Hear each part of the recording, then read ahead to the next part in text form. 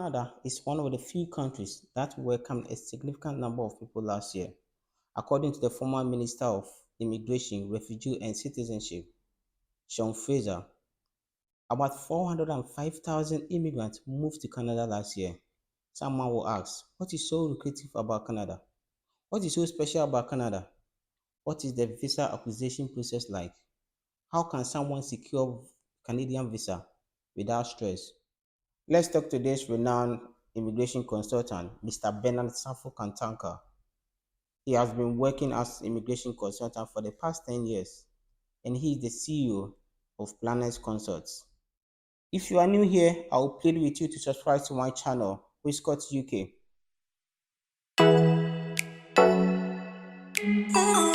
Nice to have you, Mr. Bernard. Thank you very much, my brother. I just want to know, and a lot of people want to know, what is so special about Canada? Okay, thank you very much for this question. I think a lot of people have this mentality of relocating to Canada, but most of them is just hearsay that Canada is a place to be. That is why they will also want to be in Canada. And some people too, they've done their research and they know the benefits of relocating to Canada. Because looking at Canada, it has a small population as compared to its landmark. Canada has a very huge landmark, but with the population. It was just last year that their population got to 40 million. Looking at the landmass, because Canada landmark is even bigger than the United States of America.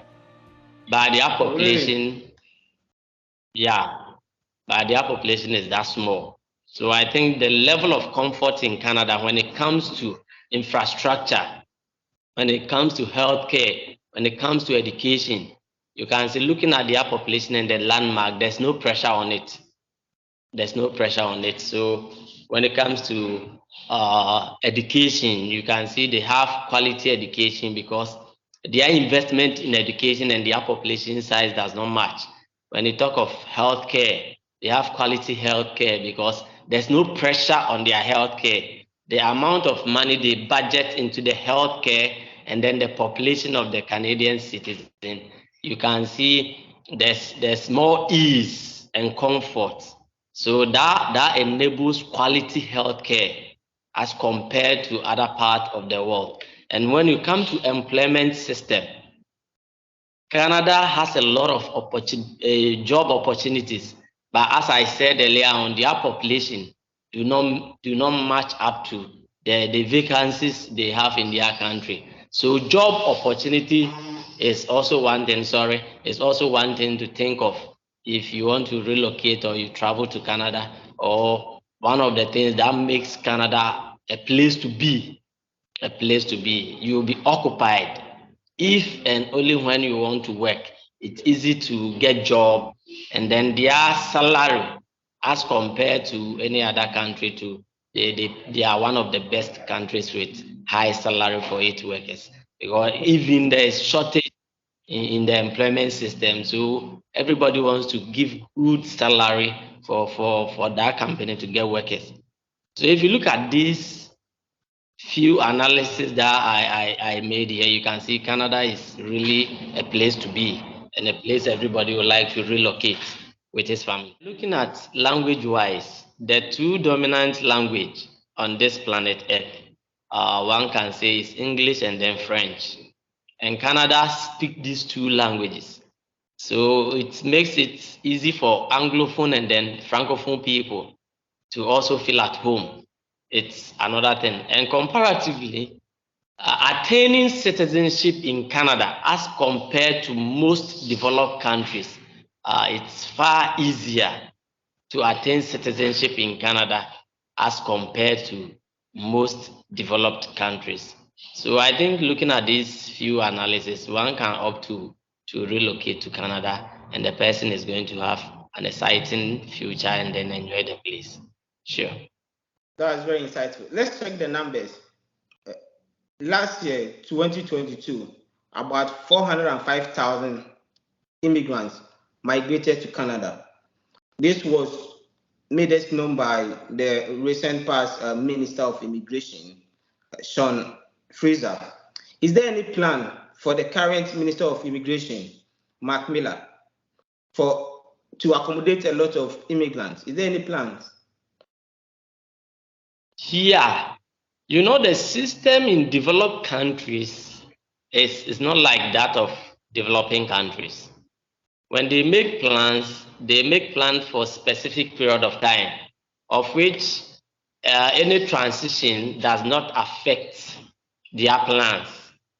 So what Sean Fraser, the plans of Sean Fraser was not a personal plan, but it was for the entire ministry and the entire immigration or the entire ministry. So being a new minister, I think if there is going to be a change, it has to be on a review, of which the review is not only going to come from the minister, but it's going to come from the whole body. The whole body. So I think once they have a plan, because with this, what we are discussing now as relocating or immigrating to Canada, it's a plan. It's a system that they planned for from 2021 to 2025. And every year they have a plan or a number of people, immigrants, that they are going to move them in or they are going to allow to move in. So they have a plan. And this plan is a successive plan. Any minister that comes on board, you have to go by the plan. If you want to make changes to this plan, I think it has to be on a review before you can cancel or you can add up to the plan.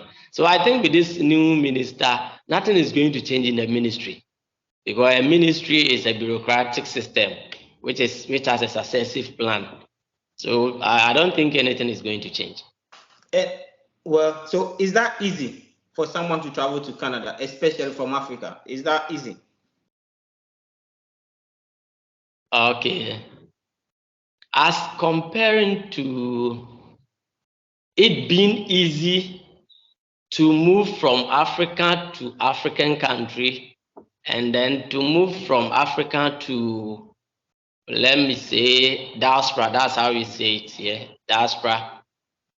Inter-African countries is easy, but diaspora is a bit difficult. But one thing we should also understand here is even free things are not easy. Free things are not easy. A Christian will say salvation is free, but it's not easy to attain salvation. You are right. So moving to a different country for citizenship or tourism or for education or healthcare, any form of movement or migration, you, the person migrating, you have to be responsible, because every country wants to have responsible people. So why are you coming to my country? Prove why you want to come to my country. How responsible are you in your country? So the movement, the process is not difficult. But what is attached to the process, which is the responsibility, that is the difficult aspect. You understand? So moving as the process is not difficult. Once you have your document intact, that's why in every visa acquisition, you have to present documents. The document has to convince the immigration that yes, indeed, this person coming is the best person for the country. So immigration issues, they are not difficult, but they are not easy, because it comes with responsibilities. You have to be responsible in your country before any other country can accept you as an immigrant. So it's not difficult, but it's not easy. Well, I think that leads me to my next question. What are the major routes or ways someone can travel to Canada? Is there any program available? Yeah, there are a lot of programs. As you said earlier on, Pfizer and the immigration made a plan for certain amount of people to enter into Canada between the year of 2021 to 2025. So if you go through this plan, you can see that relocating to Canada now is a bit flexible as compared to previous. It's a bit flexible. Why has this happened? This has happened because of one, health issues that was caused by the COVID. A lot of health issues that was caused by the COVID. So the healthcare system needs to beef up. It need to beef up. And then the economy. When this pandemic hits the world or the globe, there were a bit challenges with the global economy. So it seems most of the countries are now building their economy, and then economic build-up, we basically use human. So now a lot of people want more people to relocate into their country for the purpose of building their economy based on the pandemic. So Canada, as compared to any other country, has policies. That is their mandate letter. It's called the mandate letter by the Canadian refugee or the Canadian immigration. This mandate letter has a plan, a successive plan from 2021 to 2025. One, they have the express entry plan. So the express that's number one. Yeah, the express entry plan is more or less like a lottery, just like the American lottery. That the Canada immigration allows the states to sort out qualified and competent skills to fill certain vacancies in their states. So last year, I followed Quebec, and I realized they allowed more than 500 people in their first draw, skilled immigrants in their first draw, to relocate to Canada. So they have this plan there, and now they have the Global Talent Plan. The Global Talent Plan. This Global Talent also allows talented people outside of Canada to enter into Canada. There is a form you have to fill. It's called the eligibility form. You fill the form with your CV and then your skills or talents that you have. And then when they see you qualify to the shortage of their labor force, they allow you, they give you a temporary resident. They allow you to come in. And they have this mobility program. This mobility program also allows companies in Canada the opportunity or the license to recruit from overseas. So when you're a company in Canada and then you are short of staff, you can apply for this mobility license, and then when you qualify, you'll be granted the license to recruit from overseas. So this is also a temporary working permit that Canada allows overseas to enter. And then we have the Federal Skilled Trade Program. Federal Skilled Trade Program. This also allows, it's more or less like mentorship or internship. This program allows Canada to nurture people to fit into their vacancies. So there is also a process that you have to go through, and when you go through and you qualify, I think they give you the opportunity to come and then you work or you relocate for a temporary resident. This Federal Skilled Trade Program is mainly there for postgraduates. It captures graduates, and then postgraduates. So this program captures that. And then we have the educational program where you want to enter Canada through school. And then through school, we have short courses. That is the as-related degree.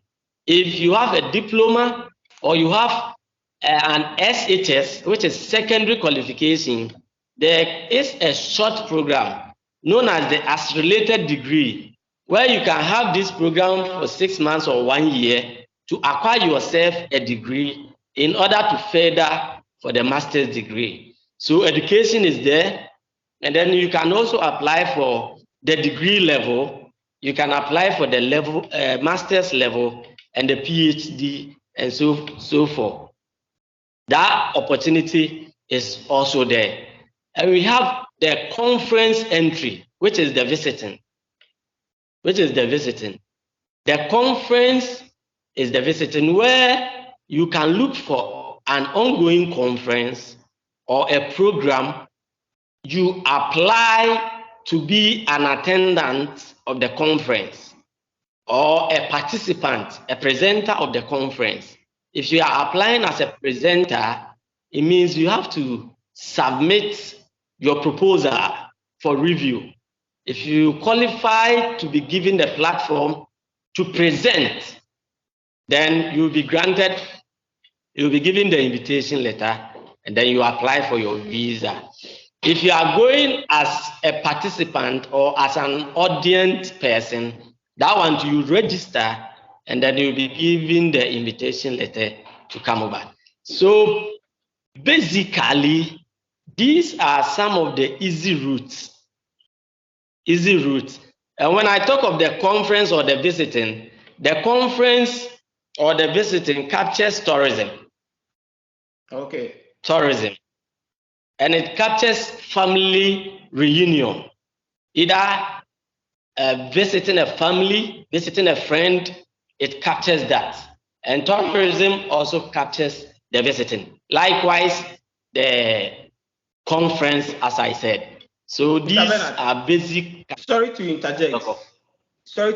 So among these, which one is the easiest or the shortest way for someone to travel from Africa to Canada?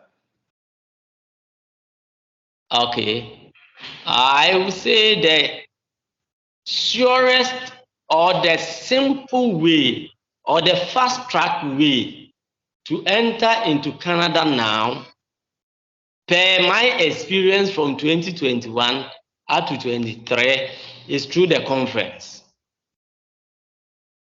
It's through the conference, because Canada, as a developed country, there are a lot of things these African countries, which we call the developing countries, there are a lot of things that we need to learn from them in order to impact in our country.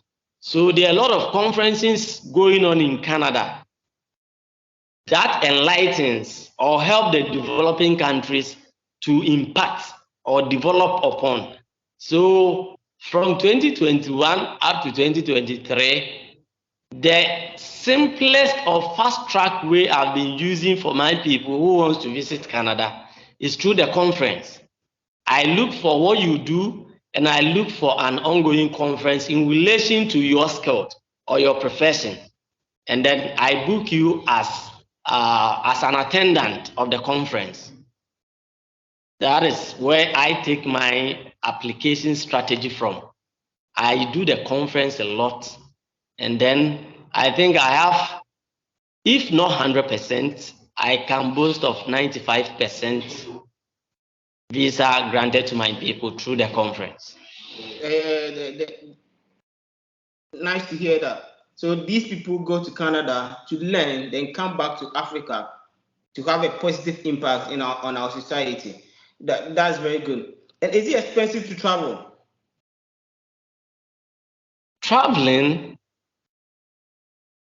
basically, you can say it's not expensive, but it's expensive some way, somehow. It's expensive because if you factor the cost of flights from, say, Ghana, where I live, to Canada, even if you've been given a visa free to come to Canada, flight alone can deter a lot of people not going to Canada because flight is expensive. By going through the process of securing a visa, as I said, it's not expensive. It's not expensive. What we lack here in Africa is that we lack documentations. Let me put it that way. We don't keep track of our documents. For instance, an African married couple can stay as married couple without even having marriage certificate. And in traveling, there are 3 areas that you look at if you want to travel. First of all, you have to look at your economic ties. What you do in your country, that will bring you back to your country when you travel outside of your country. You can't be here useless, roaming about doing nothing, and you expect any other country to accept you as an immigrant in their country. No, you have to be responsible. That is why I said earlier on, traveling is not difficult, but it takes responsibilities. So you consider your economic ties. If your economic ties in your country is something to talk of or to talk about, I think anybody at all will welcome you into their country because you are a responsible person. And then secondly, you talk about your social ties. Social ties. Are you married in your country? What social interventions or what social contributions do you do to your country? So they look at social ties. Do you have kids? You understand? So if you should look at somebody traveling as a single person without a child, it's likely for that person to be an illegal immigrant in the country where he finds comfort than for somebody who is married and have children, a family person. Any family person cannot overstay because there is a tie back home that he needs to attend to. So you consider your economic ties, you consider your social ties, and you consider your traveling history. Traveling history because of immigration issues at the port of entry. A lot can happen at the port of entry. So if you have an experience as a traveler, these are some of the things that you take lessons from, of which you cannot become a victim again, or you know what to present at the immigration during my port of entry, what to do, and then to limit the stress of the immigration officers or the security officers. So these are the 3 things every country consider much before they allow you to come to their country. But it becomes expensive, whereby these 3 things you lack. But yes, though, you want to travel. Mr. Asafo, you understand? So this interests me. Let's talk about this. Visa denial. So what are the few mistakes that can lead to visa denial? Okay. Visa deniers. Especially Canadian visa. As I said earlier on, every country wants a responsible person to come into their country. So the documents you are presenting, if they go through the document and they see you are not responsible, they will deny you. And sometimes some people may be responsible, have the right documents, but there are certain technicalities that you need to factor before you even do the application.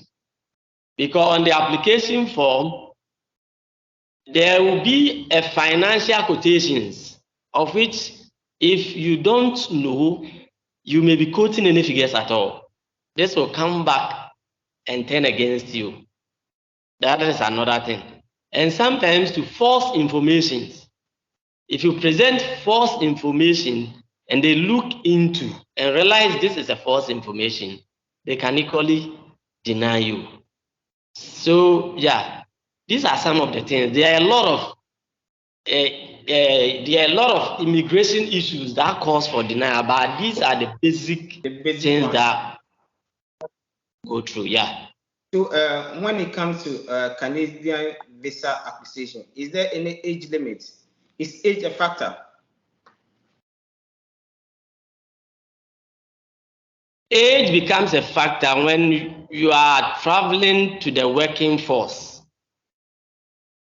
If you are traveling to the working force, age becomes a factor because every country has a retirement age, of which nobody will employ you when you are over the retirement age of their country.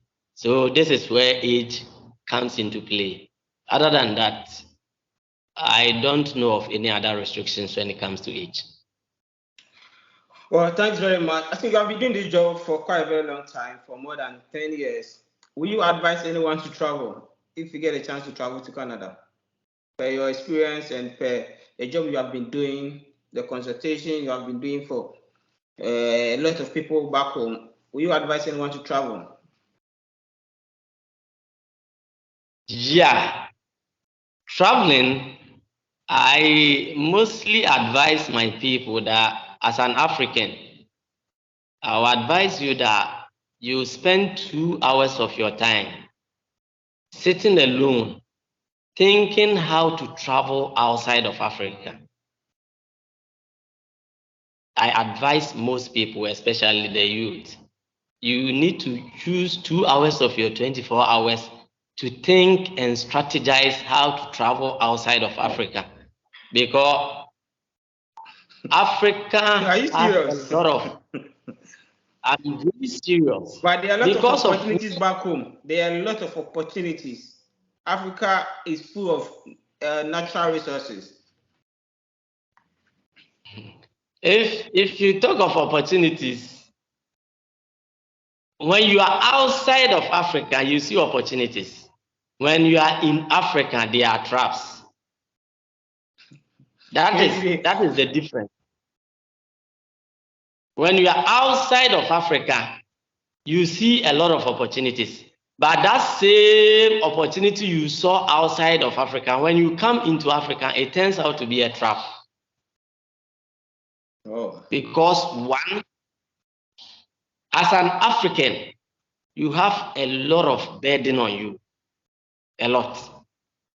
Family burden, societal burden, political burden, even mates, as in friends, it becomes burden. And then employment situation here. Africa has limited income, high expenditure.